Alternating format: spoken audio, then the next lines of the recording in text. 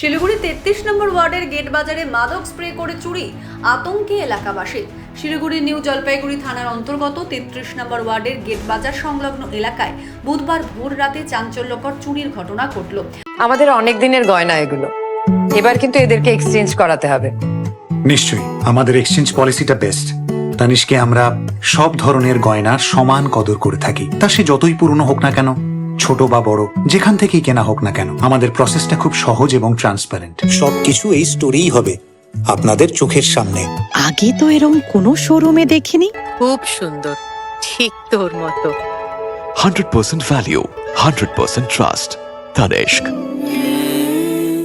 অভিযোগ, বাড়ির গ্রিল কেটে ঢুকে দুষ্কৃতীরা বাড়ির সদস্যদের মুখে মাদক স্প্রে করে অচৈতন্য করে নগদ 12,000 টাকা এবং একটি মোবাইল ফোন নিয়ে চম্পট দেয়। জানা গেছে ওই বাড়ির মালিক জিতেন মণ্ডলের বাড়ির সঙ্গে একটি মুদির দোকান রয়েছে।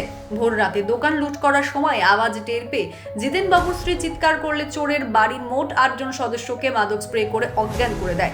যাওয়ার সময় দুষ্কৃতীরা ঘরের দরজায় ছিটকেনি লাগিয়ে বাইরে থেকে বন্ধ করে দেয়। ঘটনার পর সকালে প্রতিবেশীরা বাড়ির সদস্যদের অচৈতন্য অবস্থায় উদ্ধার করে শিলিগুড়ি জেলা হাসপাতালে ভর্তি করেন। বর্তমানে তারা চিকিৎসাধীন। স্থানীয় বাসিন্দাদের অভিযোগ, ঘটনার খবর দেওয়া সত্ত্বেও পুলিশ প্রায় 2 ঘন্টা দেরিতে ঘটনাস্থলে পৌঁছয়। থানার দূরত্ব যেখানে মাত্র 1 কিলোমিটার, সেখানে পুলিশের এমন নিষ্ক্রিয়তার ক্ষোভে ফুঁসছে এলাকাবাসী। বাসিন্দাদের অনুমান, এলাকার কিছু নেশাগ্রস্ত যুবক এই ঘটনার সঙ্গে যুক্ত থাকতে পারে। চুরির ঘটনায় ব্যাপক আতঙ্ক ছড়িয়েছে গেট বাজার এলাকায়। এদিকে গোটা ঘটনায় ইতিমধ্যেই তদন্ত শুরু করেছে নিউ জলপাইগুড়ি থানার পুলিশ।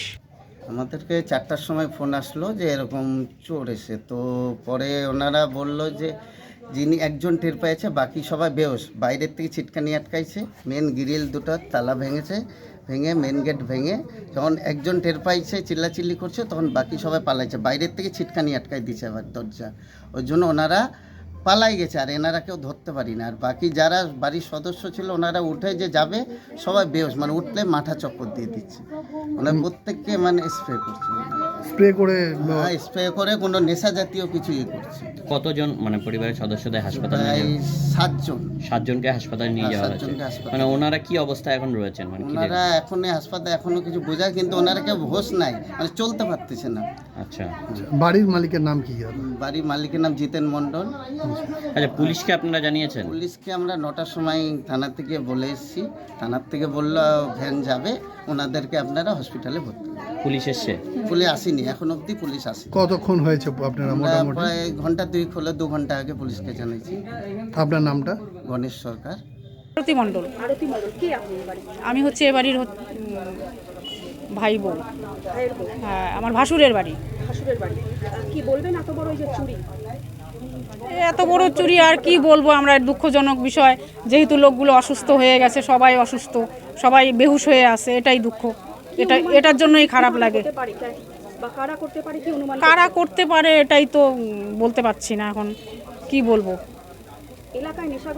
এলাকায় নেশাগ্রস্ত খুবই আছে, এটা বাড়াবাড়ি, হয়তো এদেরই হাত আছে এর মধ্যে। কখন হয়েছিল চুরিটা? চুরিটা হয়েছে 2:30-3টে হবে রাত্রি। শিলিগুড়ি থেকে সোনাই চৌধুরীর রিপোর্ট, CNN নিউজ বাংলা।